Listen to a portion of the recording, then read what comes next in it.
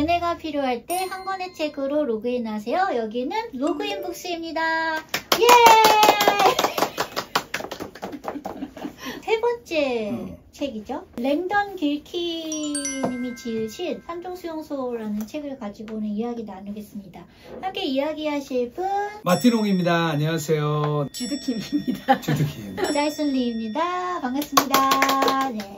두 번째 영상까지 올라가고 이거 찍고 있는데 반응이 뭐 나쁘지 않아요. 나쁘지 않다. 나름 나쁘지 않다. 네, 첫 번째 찍은 거라 소리도 좀 실수도 있었고. 맞아요. 세 번째부터는 소리도 네, 좋잖아요. 네. 어려움이 좀 있었음에도 불구하고 시작이 괜찮았다. 네, 시작이 좋았다. 네, 네. 자화자찬이다. 네, 그래서 조금 더 이제 이 세 번째 책을 하는데 힘을 좀 얻고 이렇게 시작하게 된 것 같습니다. 이 책이 네. 사실은 이제 절판됐었어요. 아. 그리고 우리 주드님이 전화해가지고 살린 네. 거 아니에요? 진짜요? 세물결 출판사에 전화했었어요. 세물결 플러스 여기다가? 네, 전화했었어요. 그래서 우와. 이게 책이 나오냐. 네. 진짜 저희가 딱 북클럽 할 때쯤에 이제 다시 한 20건 산다고 하니까 맞아. 그렇지 그런 않아도 일이 있었죠? 찍으려고 했다고 그러더라고요. 아. 근데 아마 주저하셨던 거예요. 이게 될까 안 그럴까요? 될까? 주저하다가 우리의 그 요구에 음. 이건 주님의 뜻이구나 이렇게 생각하지 않았을까 저는 네. 그렇게 생각합니다. 네. 네. 너무 좋은 책인데. 그렇구나. 이 로그인 북스를 통해서 이 세물결 플러스에서 한 번 더 그때 찍길 참 잘했다 네. 하는 일이 벌어지기를. 큰일 하셨네요. 네. 네. 인센티브 아니 인센티브 인센티브 인센티브 없습니다. 네, 네, 없습니다. 네. 제가 한 번 더 드릴게요. 네. 네. 이 책을 뭐 왜 고르셨는지 얘기할까요? 그 얘기부터 먼저 좀 할까요? 네. 왜 골랐냐면 이 책이 좀 의미가 좀 있는 게 수용소인데 랭던 길키가 말할 때 일상에 가까운 수용소였다고 그렇더라고요. 얘기를 해요. 그러니까. 그러다 보니까 인간의 그런 문제들이 고스란히 드러나는. 오히려. 원래는 보통 감추잖아요. 우리가 이제 가면이 있어가지고 이제 사회적인 얼굴이라고 하잖아요. 그걸로 감추고 사는데 이런 수용소에 갔더니 그 민낯을 그대로 본 거예요. 그래서 이제 이 랭던 길키가 그거를 기록하면서 인간의 실존 보고서다. 인간이 좀 어떠냐 그런 것을 보여주는 책이어가지고 네. 기독교로 따지면 이제 신학적으로 인간론이라고 이야기하는데 인간이 죄인이라고 말하잖아요. 이 책을 보면 죄인인 게 아주 여실히 드러납니다. 그래서 제가 우리가 다 죄인이다. 그거를 좀 여러분들의 그 폐부를 확 찔러주고 싶어가지고 이거를 확 찔러주고 싶어서 이 책을 제가 골랐습니다. 그렇군요. 죄인인 것을 깨닫게 하기 위한 네. 산중수용소. 랭던 길키님이 이곳에서 지내면서 거의 뭐 관찰과 기록으로 되어진 일기를 가지고 이 책을 엮은 것 같아요. 랭던 길키 누구신지 좀 소개해 주세요. 네, 랭던 길키가 라인홀드 리버라고요. 굉장히 이제 기독교 윤리학자 중에 굉장히 유명하신 분이 있는데 그 니부어 형제가 있어요. 그 중에 이제 두 형제 중에 두 분이 다 유명하신데 그 중에 이제 라인홀드 리버라는 분의 제자였고요. 이 사람이 이제 이 저자가 이제 돌아가셨죠.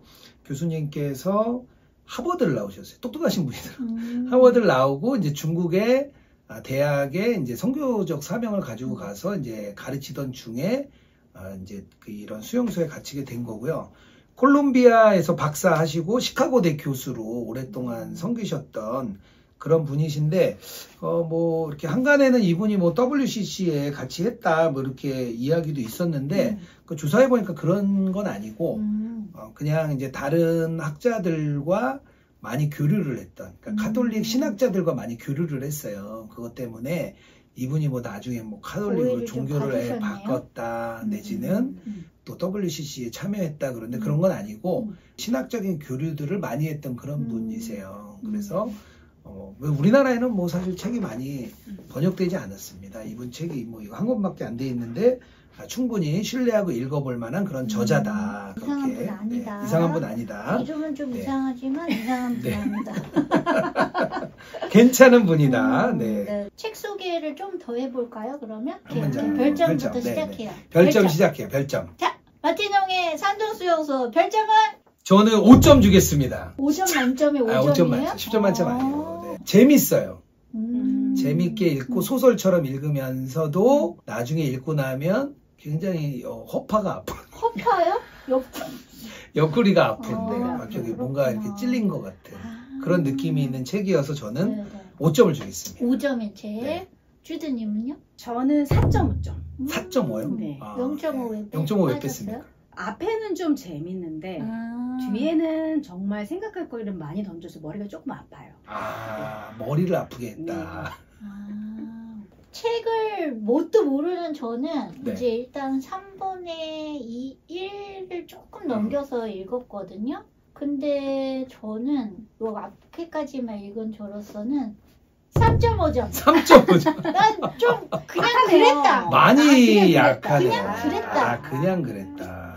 뭐야 이러면서 읽었다. 많은 분들이 안 읽으시겠는데. 아니.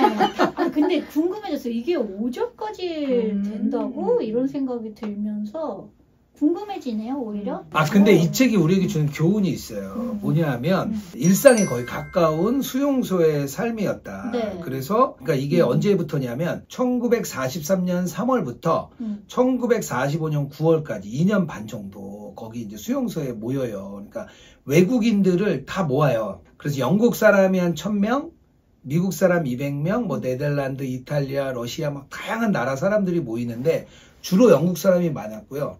그리고 영국 사람들이 나중에 좀 빠지고 한 800명 정도 남는데 그 중에 400명이 선교사들이었어요.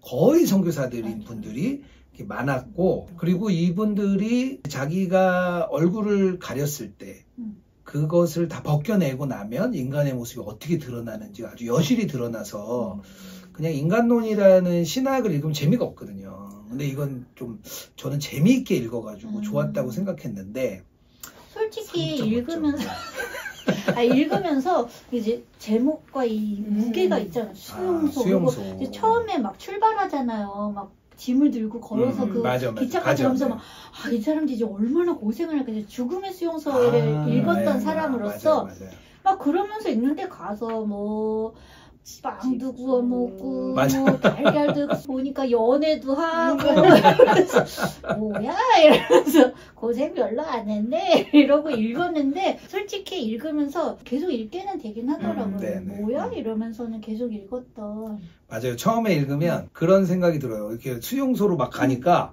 야 이거 진짜 독일처럼 뭐 큰 문제 있는 거 아니야. 근데 가면 그냥 일상적인 생활을 해요. 왜냐면 이분들이 이제 일본 사람들이 잡아놓은 거기 때문에 아마 이렇게 마루타처럼 할 수는 없었고 전 세계에 있는 일반 이제 선교사도 있었지만 교수들도 있었고 사업가도 있었고 막 많았어요. 그래서 약간 인질처럼 잡아놓으려고 했던 것 같아요.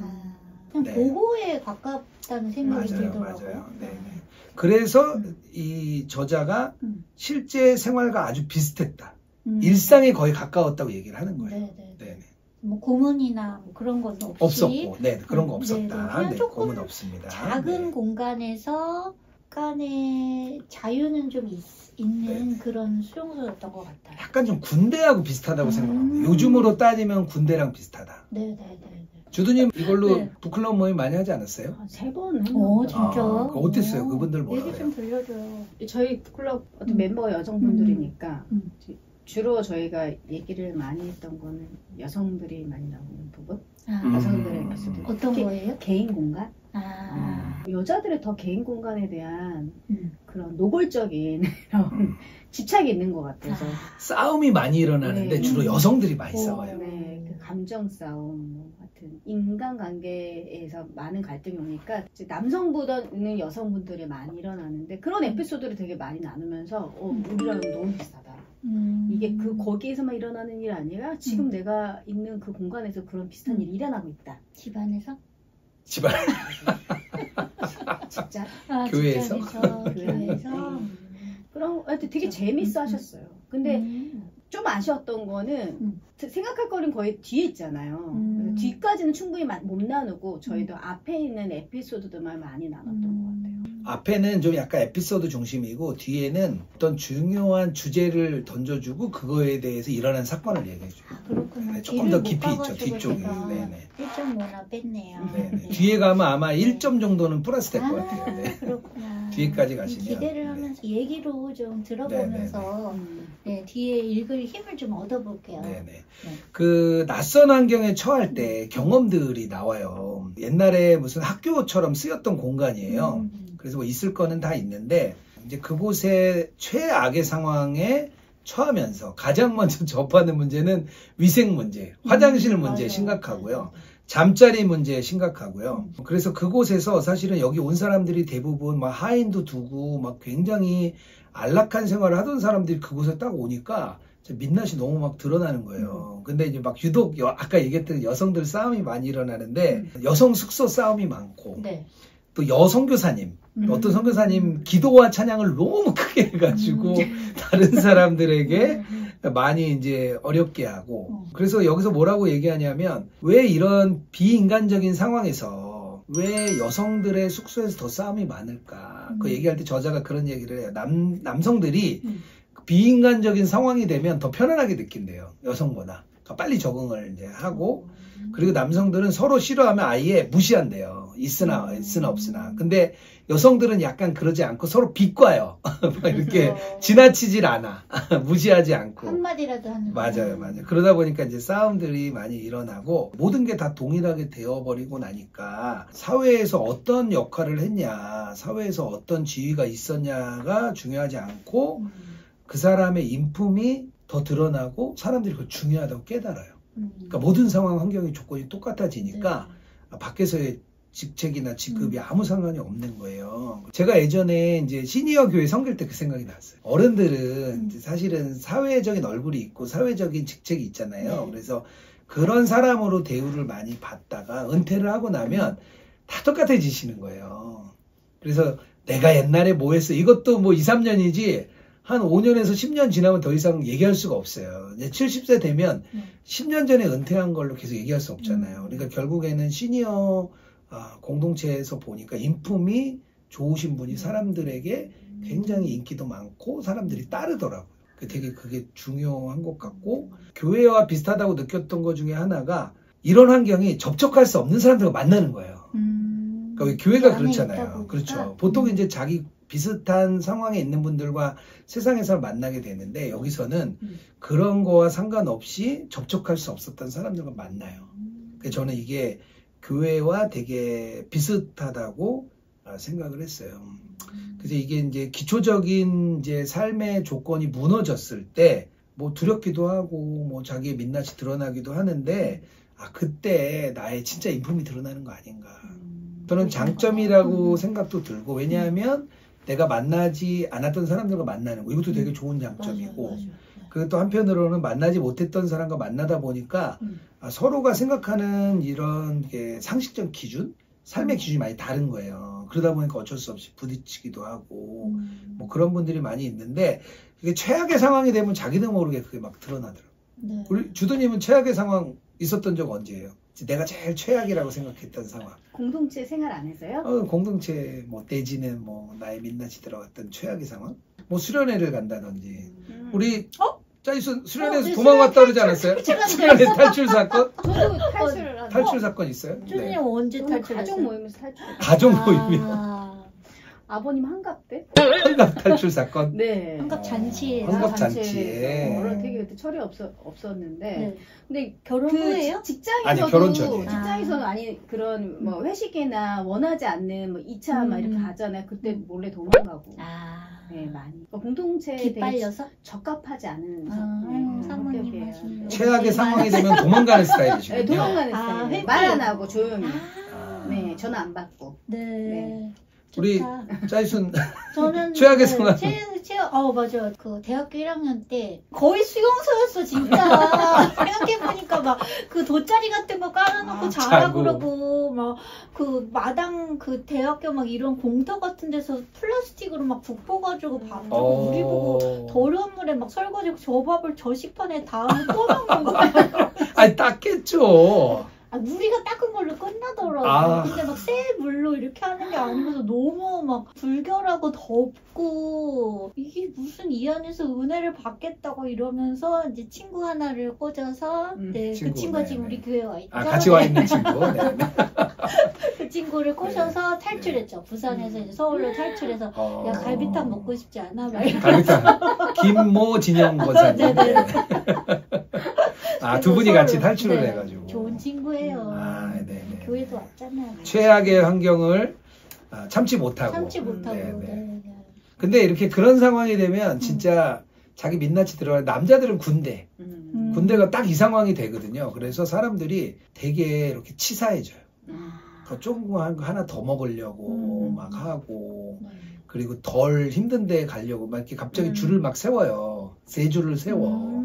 어디로 갈지 몰라. 1열은 예를 들면 어디 가고 2열은 어디 갈지 모르는 상황에서 막 눈치 싸움하고 막 먼저 씻으려고 싸우고 막 그때 이제 저는 이 수용소 앞부분이 딱 군대 처음 갔을 때 그때 느낌이었어요. 훈련소에서. 그 재밌었던 게 시간이 지나니까요. 전우애가 생기니까 그 바뀌더라고요. 네.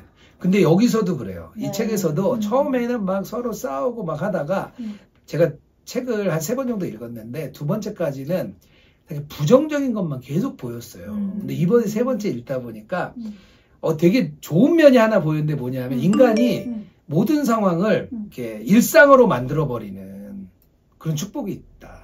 그러니까 그 어려운 상황에서 막 조를 나누고 팀을 나눠가지고 뭐 주방팀, 뭐 의료팀, 청소팀, 교육팀 막 나눠가지고 조직이 되고 그 자기 일을 열심히 물론 그 속에서도 막 나쁜 사람도 있죠. 얄미운 사람도 있고. 근데 서로 그렇게 자리를 차지하고 그곳에서 열심히 일하고 그 심지어는 잠재된 창의성이 막 개발돼요. 그래가지고 뭐 연극도 하고 뭐 합창도 하고 그러면서 문화가 형성되고 그 문화 속에서 사람들이 위로를 얻어요. 그래서 이게 사람에게 주신 하나님의 장점이 아닌가. 그리고 또 그 중에 나중에 보면 그래도 믿는 사람들이 희생을 많이 해요.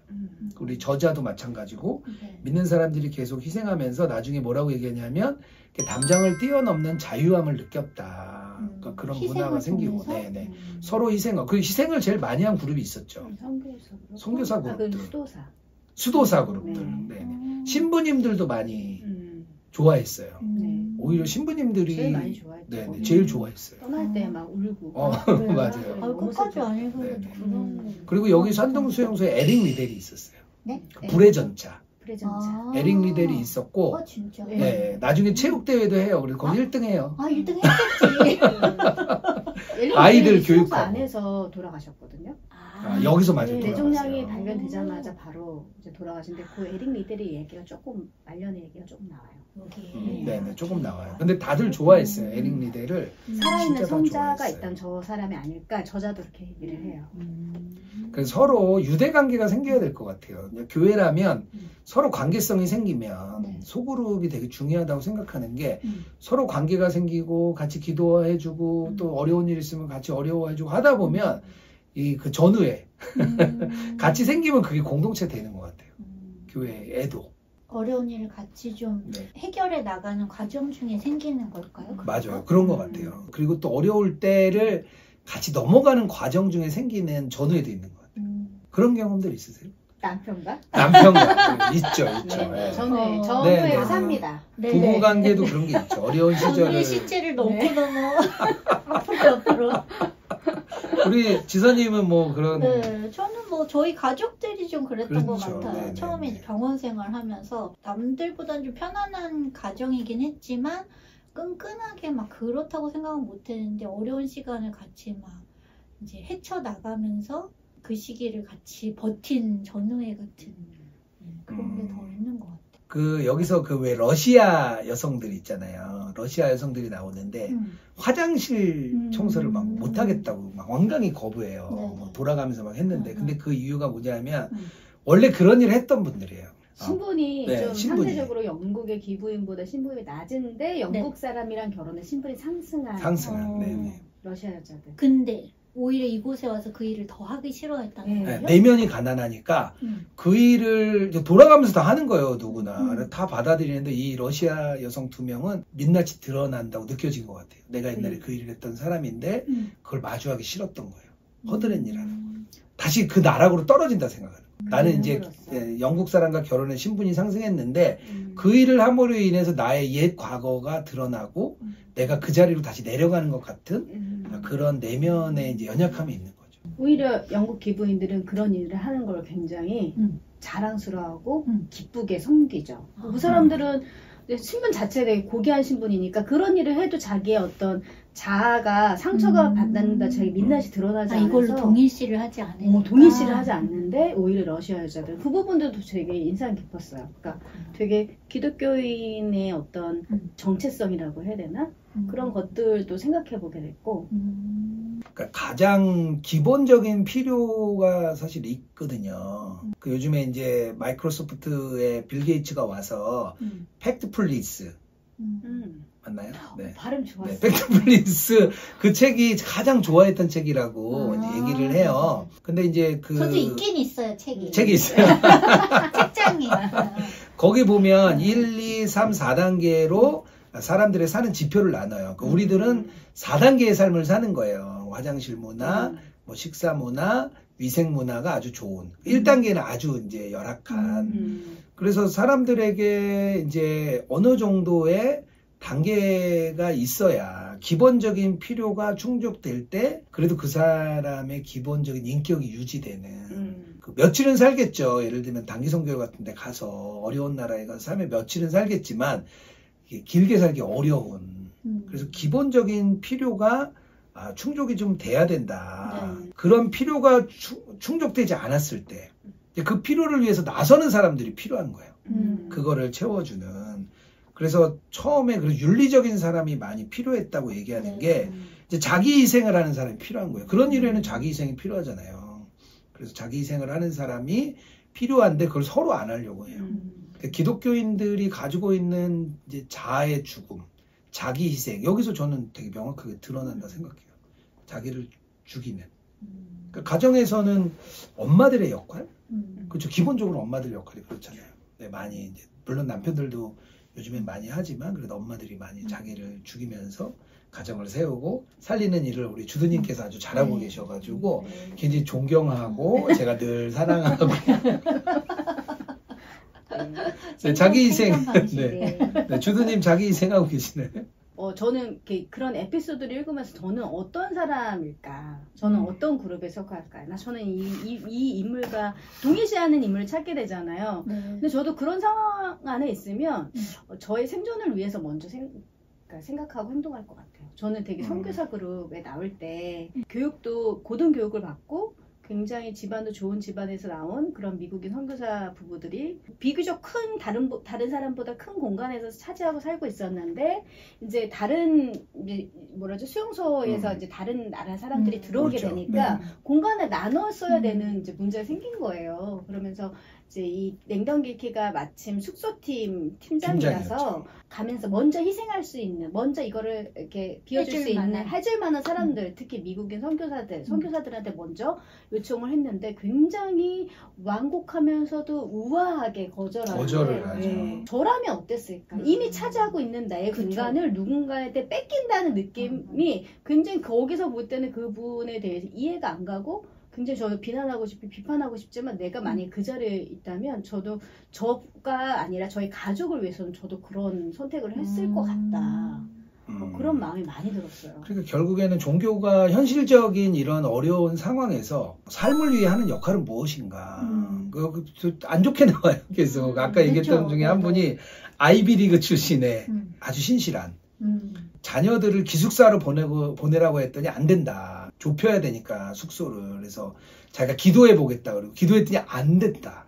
하나님이 허락하지 않았다.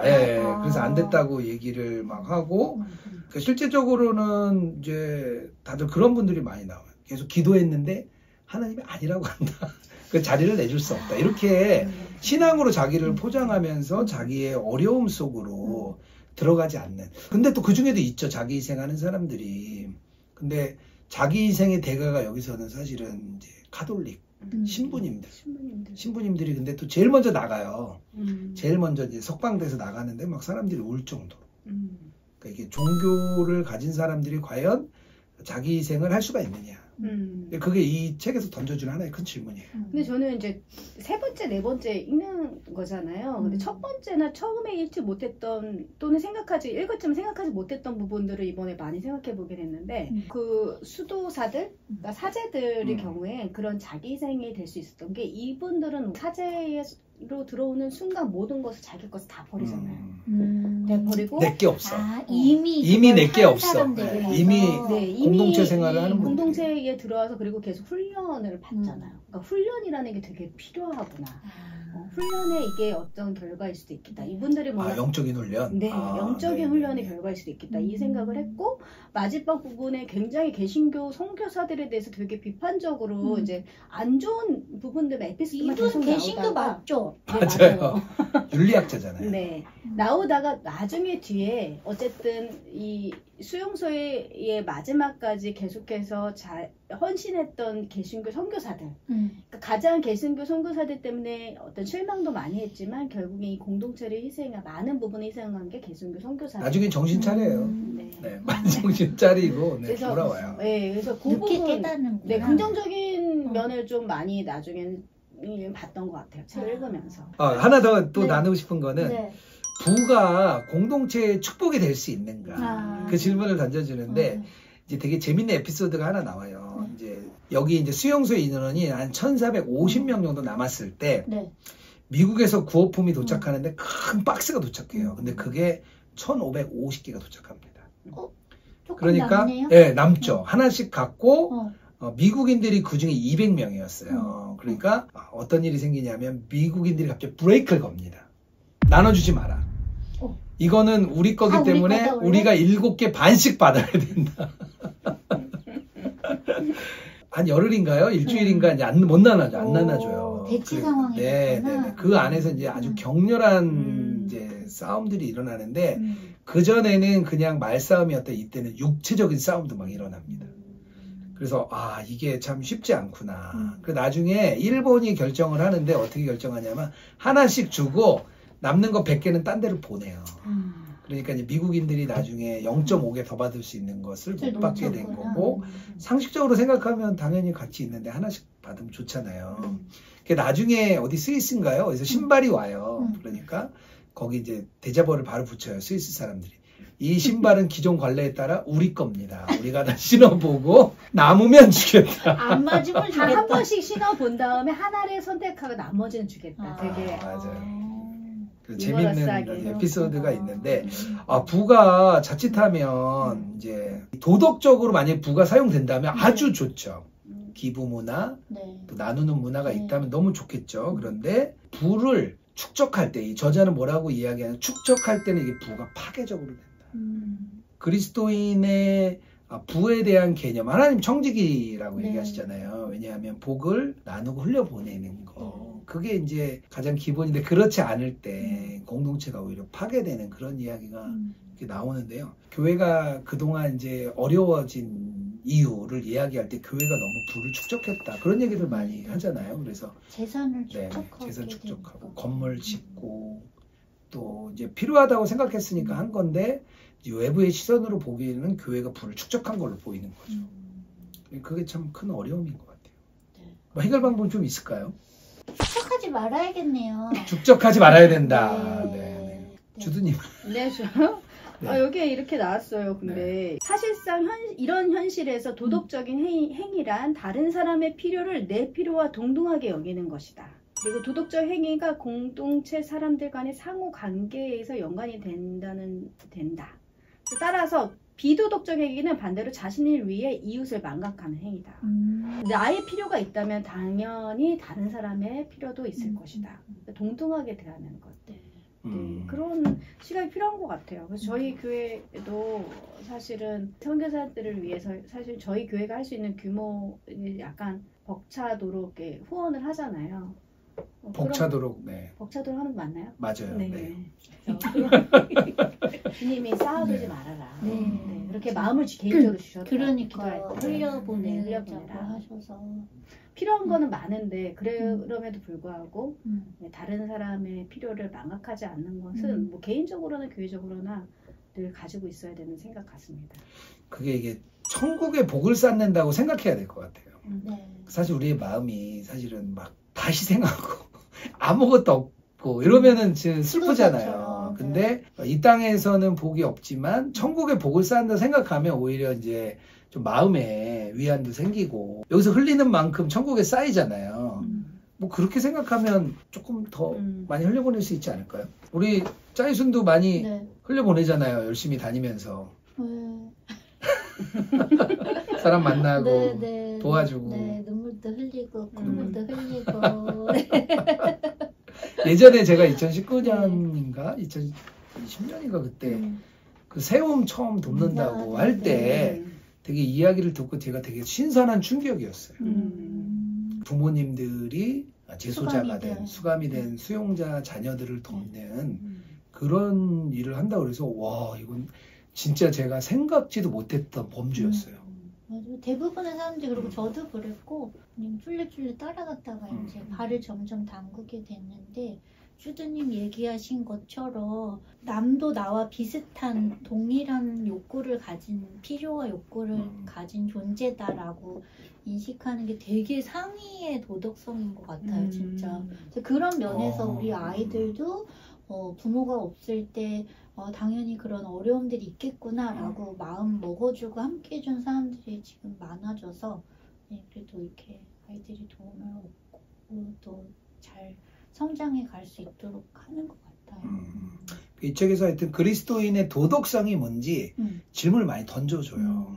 많이 좀 읽으시면서. 인간론이라는 게 그런 거예요? 인간론은 큰 범주고 그 안에 있는 것 같아요. 그러니까 인간론의 가장 큰 핵심은 죄인됨이거든요. 네네. 그래서 이제 근데 결국에는 그 인간의 죄인되었던 인간이 점점점 하나님의 아들로 거듭났을 때 어떤 사람이 되느냐. 근데 그것도 이제 인간론의 한 큰 범주죠. 근데 그 안에 결국에는 기독교적인 여기서 이제 세계관 얘기를 하는데 네. 결국 어떤 시각으로 볼 것이냐. 우리가 지금 얘기했던 것들이 기독교적 세계관이라고 생각하거든요. 근데 그런 기독교적인 세계관이 없으면 그냥 어떻게 보면 세상적인 도덕성 네. 그런 것을 따라가게 되는 것 같아요.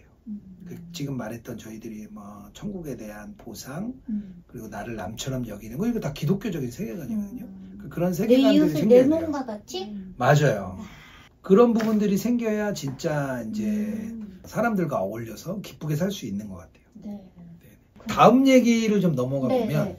신앙과 삶의 간극을 많이 이 저자가 이야기를 합니다. 왜냐하면 서구 선교사들을 처음에 되게 싫어해요. 아까 우리 주두님 얘기한 대로 네. 처음에 그런 문제들이 막 나오면서 왜냐하면 보통 사람들이 보기에 그들이 이 신앙과 삶의 간극이 너무 넓은 거예요. 뭐라고 얘기하냐면 저자가 이래요. 그들의 도덕률이 온갖 잡다한 행동 강령으로 가득했다. 사명과 삶을 통해서 세상을 사랑하고 섬기는 대신 세상과 상관없이 자기 자신만 거룩하게 유지하는데 집중하기 시작했다. 그렇게 얘기를 해요. 그러니까 그 거룩함이 어떻게 되냐 하면 점점 사소해져 갑니다. 그러니까 존경받지 못하도록 만드는 그런 행동들을 하는데 급급해요. 그러니까 본인들이 보기에 생각한 거룩이라는 잣대를 세워놓고 그것을 지키는 것에만 열중하고 나니까 사람들이 보기에는 이게 아주 간격이 심하게 벌어지는 거죠. 그러니까 이게 결국 저는 바리새인들 또 그때 당시에 서기관들이 했던 거와 마찬가지라 생각해요. 예수님 시대에도 그들이 장로들의 유전과 전통을 지키느라고 실제적인 신앙에서 멀어진 거죠. 종교적 행위를 하느라고 맞아요. 한다는 걸 얘기하시는 맞아요. 그래서 그들이 뭐라고 얘기했냐면 그들이 거짓된 기준을 가지고 있었다는 거예요. 그래서 이제 그들이 아주 편협한 그러니까 나는 이걸 지켜야 돼. 그러니까 뭐 예를 들면 나는 기도하고 설교 준비할 공간이 필요합니다라고 어떤 목회자 한 명 얘기를 해요. 나는 내 자리를 달라. 근데 이제 대부분 다 기독교적인 세계관을 가진 사람들이 이제 때문에 이해를 하면서도 지금은 그럴 수 있는 게 아니잖아요. 공간이 막 여유로운 게 아니니까. 맞아요. 그래서 저런 게 도덕성이라면 나는 갖고 싶지 않아 이렇게 얘기해요. 그러니까 신앙과 삶이 그러니까 종교와 도덕성이 분리돼 버린 거죠. 그래서 장벽을 이렇게 만드는 것 같아요. 요즘도 결국에는 교회를 욕하는 일이 그 문제잖아요. 그러니까 예수님과 동행하고자 하는 거의 핵심도 신앙과 삶의 간격을 좁히는 거라고 생각하거든요. 네. 그렇지 않으면은 신앙인들에게 악취가 나는 거죠. 간극이 벌어졌을 때. 이게 교회 안에는 사실 도덕성이라는 주제가 막 이렇게 이슈가 되진 않는 것 같아요. 근데 이게 세상 사람과 뭔가 기독교인이 같이 있을 때 이 도덕적인 이슈가 굉장히 중요한 것 같아요. 근데 여기서 저도 느꼈던 게 다 모든 개성인 선교사는 아니지만 굉장히 보수주의적인 그 근본주의적인 보수 선교사님들이 특히 자기 개인만의 기준을 가지고 도덕적인 잣대를 가지고 다른 사람들을 이렇게 판단하고 근데 그게 지극히 외형적인 거, 뭐 욕설을 한다든지 뭐 옷을 입는 거라든지 담배를 핀다든지 술을 먹는다든지 이런 걸로 그 사람들이 지옥에 떨어질 죄인들이다.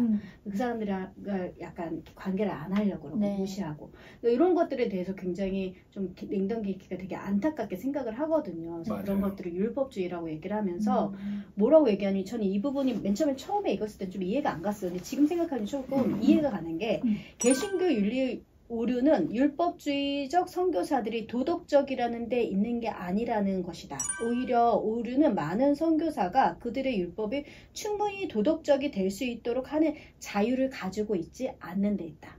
이렇게 얘기를 하더라고요. 융통성이 없다는 얘기죠. 네, 그 얘기였어요. 아, 맞아요. 여기서 어떤 에피소드가 있냐면 담배를 다 지급받아요. 그 담배를 안 피잖아요.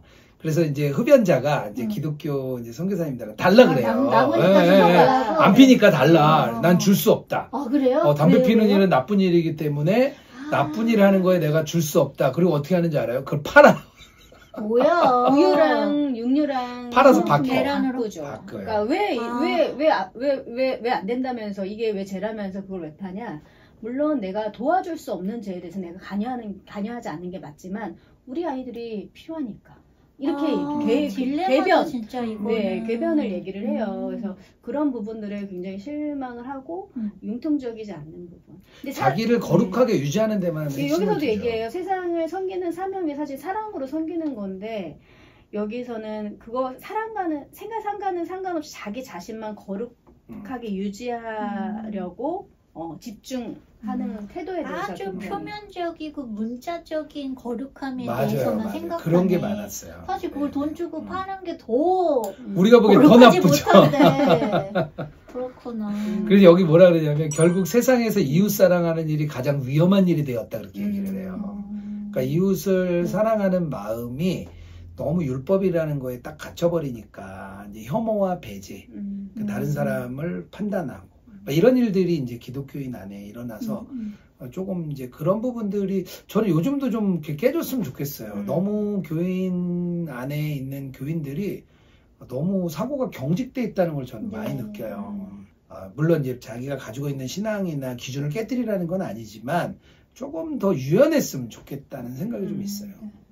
유연하지 못함이 오히려 사람들이 기독교인이 되는 것을 방해하는 것 같아요. 예를 들어서 지금 요즘에 뭐 다양한 이슈들도 있지만 다양한 가정들이 교회 안에 와서 같이 지내는 것도 사실 어렵잖아요. 이런 편견 때문에.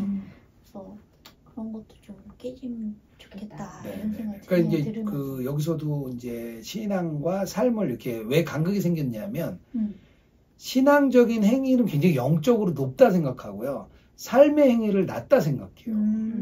그러고 나니까 간극이 생길 수밖에 없는 거예요. 그러니까 뭐 지금으로 따지면 이럴 수 있죠. 교회에 와서 하는 행위들은 되게 중요해. 밖에서 하는 행위들은 중요하지 않아. 이렇게 생각하면 당연히 간극이 생길 수밖에 없죠. 그래서 누군가는 이게 좀 이런 울타리를 좀 낮출 필요가 있지 않나. 마지막으로 한 가지만 더 이야기하자면 이 책에서 삶의 의미는 무엇일까? 저자가 얘기해요. 이 수용소의 삶은 임시적인 삶이라는 거예요. 그러니까 우리가 그리스도인들이 이제 알죠. 이 땅의 삶은 임시의 삶이고 우리가 참고 견디고 살고 우리의 진짜 삶은 하늘에 있다는 걸 알죠. 근데 세상에서 그렇게 살지 못했다가 이 저자가 그 수용소 안에 들어가서 거기서 아무리 부자가 됐는데 무슨 소용이 있겠어요. 그러니까 그 안에 들어가면서 이 땅에서의 삶이 임시적인 삶이라는 걸 아주 강하게 느낍니다.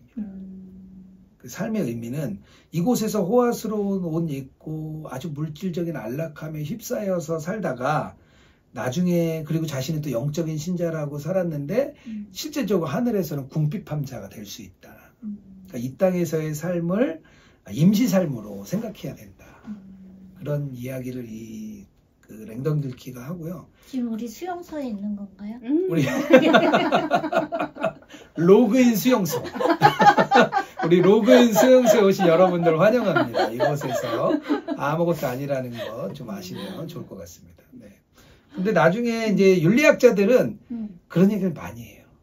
제가 굉장히 좋아하는 학자 중에 스탠리 하워워스라고 이제 한나의 아이라는 책을 썼고 하나님의 나그네 된 백성이라는 책도 썼어요. 이분도 이제 윤리학자신데 이분이 이 땅에서의 삶은 결국에는 나그네다. 그 이야기를 계속합니다. 근데 우리가 이 땅에서 나그네처럼 살지 않고 여기서 뭔가 좀 더 이렇게 부유하고 좀 더 높은 지위, 그러니까 상향성이죠. 계속 상향을 향해서 계속 달려가는 것을 교회도 조장하고 사람들도 조장하고 나도 그 길에 들어서서 높은 산에 올라가서 성공하는 것이 그리스도인의 삶이라고 착각하는 그런 삶이 이 땅에서 계속 있는 것 같아요. 그거를 바꿔내야죠. 아까 자기의 이제 희생, 하향적인 삶이 그리스도인의 삶이다라고 헨리 나우엔이 얘기하죠. 헨리 나우엔이 이제 세상의 길, 그리스도의 길에서 얘기했던 것 같아요. 삶의 의미, 우리 지선님께서는 어떻게 삶의 의미 째려보시죠. 이 땅에서 뭐 많이 가지시고 누리시려고 생각하고 계신 건 아니죠? 근데 이제 저도 막 너무 연약한 인간인 게 또 그렇게 많이 가진 사람들을 보잖아요. 그러면 또 저렇게 가지는 거구나 막 이런 게 보면서 좋아 보인다. 어디서 샀어? 막 이러면서 나도 살 수 있나? 막 생각하고 되게 연약해요. 죄인이에요. 네. 저는 오히려 교회가 세상에서 입었던 옷을 벗고 여기에서 이렇게 동등하게 돼서 오히려 하느님 나라에서 이제 우리가 하는 일들을 여기서 이렇게 훈련하는 게 아닌가 싶어요. 왜냐하면 세상에서는 사실 좋은 직장과 좋은 배경과 다 가지고 와도 교회 안에서는 모두가 다 평등해지잖아요. 사실 교회라는 게 그렇게 돼야 되고 그 사람을 판단하는 기준이 그 사람이 정말 얼마나 다른 사람을 위해 섬김의 마인드를 가지고 있느냐, 얼마나 다른 사람을 위해 희생할 수 있고 사랑할 수 있느냐가 사실 그 사람을 이렇게 보는 우리가 기준이 돼야 되는데 사실 그렇지 못한 교회가 너무 많고 그쵸. 그 사람이 가진 세상에 가진 신분과 뭐 그런 막 장로 주고 근데 교회는 그런 것을 훈련하는 곳이 맞다면 수용소가 아니라 되게 천국과 같은 곳이다라는 생각이 들었고 저자가 이제 수용소에 생활을 하다가 이 저자도 사실 집안이 되게 좀 부유한 편이잖아요. 근데 돌아가서 어머니랑 식료품 가게 갔는데 거기 가서 자기가 많은 물건에 압도당해서 토할 것 같다 이렇게 표현을 하더라고요. 돌아왔을 때. 네. 그러니까 이렇게 세상에는 굶주리는 사람들이 많은데 미국은 이렇게 많은 필요 이상의 많은 물건들과 그것을 또 선택해야 되는 그런 문제들. 근데 저도 이렇게 생각을 해요. 필요한 것만 사면 충분한데 그리고 사실 저런 것들은 없어도 충분히 불편하지만 잘 살 수 있는데 너무나 세상에는 많은 선택의 문제들이 있으니까 오히려 세상 사는 게 너무 피곤하다. 요즘에는 늘 생각에 물건들을 보다가 지쳐서 이렇게 잠이 드는 거예요. 그래서 늘 기도를 하죠. 그러니까 너무 많은 것을 가지는 게 행복한 게 아니라 맞아요. 그것을 더 이렇게 뭔가 깨달라고 오히려 가져서 행복한 게 아니라 내게 없고 내게 있는 걸 나눠줘서 행복했으면 더 좋겠다. 그 예수동행 하시는 목사님들이 모이면 참 좋은 게요. 이제 목회자들에게도 그런 게 있거든요. 이제 뭐 말은 안 하지만 교회의 규모와 교회의 사이즈가 그 사람의 명함 같은 어떻게 보면 그 사람의 지위 같은 그래서 교회 규모가 크고 그런 분들은 굉장히 영적으로 능력 있는 사람으로 보여줘서 그런 사람 뭔가 택함 받고 맞아요. 그리고 교회가 작고 어려운 분들은 주눅들기도 하고 하나님 앞에 좀 부끄러운 종이다 이렇게 많이 얘기를 하는 게 이제 어떻게 보면 분위기죠. 그러니까 세상의 부가 교회로 저는 그대로 들어온 게 교회 규모라고 생각해요. 세상에서 자기 직업과 위치와 부의 그 가진 것과 동일하게 교회 안에서는 규모와 사이즈가 그런 거예요. 교인수. 네, 교인수. 서로 말은 안 하지만 그 교회 어떤 교회 목사님이면 이 교회 교인은 몇 명이나 되실까 이게 다 마음속에 질문이 있는 거예요. 근데 예수님과 동행하는 목사님들이 모이면 가장 중요한 핵심 가치가 뭐냐 얼마나 예수동행 잘하고 있냐 우리 한 달 만에 모였는데 그동안 예수동행 어떻게 했냐 그럼 막 교회에도 적용하고 본인이 동행일기 풍성하게 쓰시고 이런 분은요 막 힘이 나고요. 그렇지 않은 분은 이제 제가 좀 아직 연약해서 매주 광고 때마다 우리 지선님이 이제 작아지잖아요. 네. 하나 써가지고 조금 목소리 힘 좀. 그때 썼을 때 굉장히 당당하게 비슷하게 그런 모습이 있어서 아, 이게 결국에는 교회 규모와 교회 사이즈와 상관없이 모일 수 있는 가장 큰 게 예수님과 동행이다. 근데 저 교회도 좀 그렇게 됐으면 좋겠다는 생각이 들어요. 우리 로그인 수용소에 오시면 네. 오직 예수 동행 잘하는 사람이 이제 인정받고 높은 자리에 가고 좀 그러면 좋겠다 하는 생각을 제가 좀 되게 많이 가졌습니다. 근데 제가 이제 들어보니까 앞에 조금만 읽은 사람으로서 뒤가 재밌겠다 이런 생각이 들어서 읽어봐야겠다는 생각이 들어 성공한 것 같아요. 성공했습니까? 네, 내용 괜찮은 것 같아요. 네. 그리고 이분이 제가 앞에밖에 안 읽었지만 진짜 세세한 것까지 다 기록이 되면서 뭐 이런 것까지 우리가 지금 오늘 사는 내가 이걸 이렇게 뭐 누가 뭐를 했고 뭐 이렇게까지 알아야 돼 막 이분이 이러면서 일기를 썼어요. 그러니까 제가 그 얘기를 일기를 썼어요. 일기는 이렇게 중요하구나 이러면서 시간이 많았잖아. 기록은 남는다. 그러니까 저도 책을 쓸 때 사실 그때 그 글을 썼기 때문에 자세한 얘기들이 남은 그렇죠. 그때 것처럼 감정. 네 그래서 일기는 이렇게 중요하구나 예수동의 일기는 이렇게 중요하다. 중요하다. 네. 신앙의 여정이 남는다. 네, 그러면 이제 마무리하기 전에 우리가 늘 하던 거 해야겠죠? 나의 한 문장. 나의 한 문장. 주주님부터 하실까요? 뭐 표시를 많이 하셨어요, 주주님. 뭐 찾기가 어려울 것 같아요. 네, 마지막에 체크한 거 이걸로 할게요. 저자가 말한 건 아니네요. 라이언홀드 리버가 말한 건데요. 네, 선생님, 스승이 말한 건데요. 종교는 인간의 이기심이 자동적으로 해결되는 장소가 아니다. 네, 오히려 종교는 인간의 교만과 하나님의 은혜가 충돌하는 궁극적인 전투지다. 그래서 인간의 교만이 이기면 종교는 인간의 죄악의 도구가 될 수 있다. 그러나 전투 속에서 인간 자아가 하나님을 만나고 그래서 자신에게 이익이 되는 것을 포기할 수 있다면 종교는 모든 인간이 갖는 이기심의 굴레를 벗어날 수 있는 가능성을 제공한다. 네, 이 책의 저자가 말하고자 하는 내용이 요 문장이 아니었을까 생각이 들었어요. 제가 하려고 그랬어요. 사실 그거. 이렇게. 야, 부부다. 왜냐하면 종교는 인간의 교만과 하나님의 은혜가 충돌하는 궁극적인 전투지다. 되게 저도 그렇구나. 굉장히 충격으로 다가왔거든요. 그래서 우리가 생각하는 종교는 뭐 우리의 마음을 평안하게 해주고 뭐 구원받고 막 이렇게 생각했는데 그 나와 하나님의 그런 나의 이기심, 하나님의 은혜가 만나서 그곳에서 우리가 싸움을 싸우는데 결국은 져야 되는 전투다. 나는 죽고 나는 예수로 죽고 살고 그래서 하나님이 승리하시는 은혜가 승리하는 전투지. 전쟁의 끝이 정해져 있다.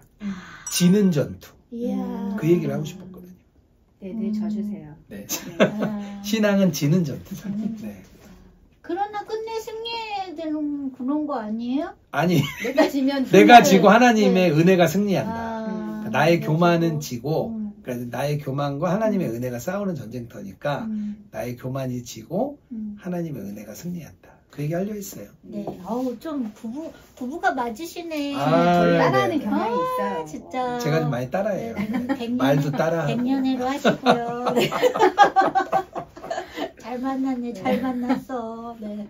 저는 뭐 그냥 앞부분만 읽어가지고 새로운 종류의 문제들이 계속해서 일어났고 도덕적이거나 영적이라고 표현할 수밖에 없는 어려움들이 계속 불쑥불쑥 튀어나왔다. 근데 위기는 기술의 실패가 아니라 인격의 실패로 야기되었다는 게 이제 도덕적인 영적이라고 표현했던 것 같아요.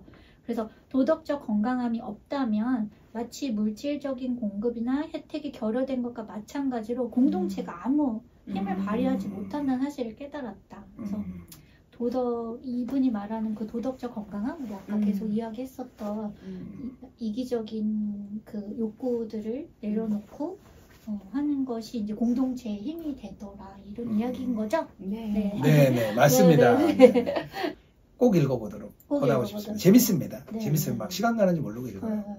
맞아요. 사실 이 책이 우리가 지난번 책 그 일과 영성이랑 이제 제가 같은 날 찍으려고 하고 두 권을 계속 같이 읽고 있었어요. 그래서 뭘 이렇게까지 썼어? 이러면서 계속 읽었던 책이에요. 제가 여기까지밖에 못 읽었지만 아무튼 재밌었다. 뒤가 기대된다. 여러분들 읽어보시기 바랍니다. 삶의 은혜가 필요할 때 한 권의 책으로 로그인하세요. 산둥수용소로 세 번째 이야기 했습니다. 여러분의 이야기도 한번 댓글로 남겨주시면 좋을 것 같아요. 어떤 나의 한 문장은 무엇이었는지, 혹은 이 책을 읽으시면서 좋네요. 뭐 별점도 각자 댓글로 남겨주셔도 좋을 것 같고요. 좀 더 활발하게 댓글로 서로 소통할 수 있으면 좋겠습니다. 마치기 전에 다음 책도 예고하고 우리 같이 이거 이제 한 3주에 한 번씩 업로드 될 예정이잖아요. 그래서 이거 보시고 다음 책 읽으면서 또 같이 북클럽처럼 나눌 수 있으면 좋겠어서 다음 책. 이번 책은 우리 네. 박영호 목사님이 쓴 시대를 읽다 성경을 살다라는 책입니다. 네. 이 책 재밌습니다. 제목이 지금 보니까 되게 네네. 독특해요. 요즘 시대에 잘 맞는 그런 내용인 것 같아요. 네. 다음 네. 달에 기대해 주십시오. 네. 네 번째 책, 시대를 읽다 성경을 살다로 다시 만나 뵙겠습니다. 삶의 은혜가 필요할 때 한 권의 책으로 로그인하세요. 여기는 로그인 북스입니다. 예!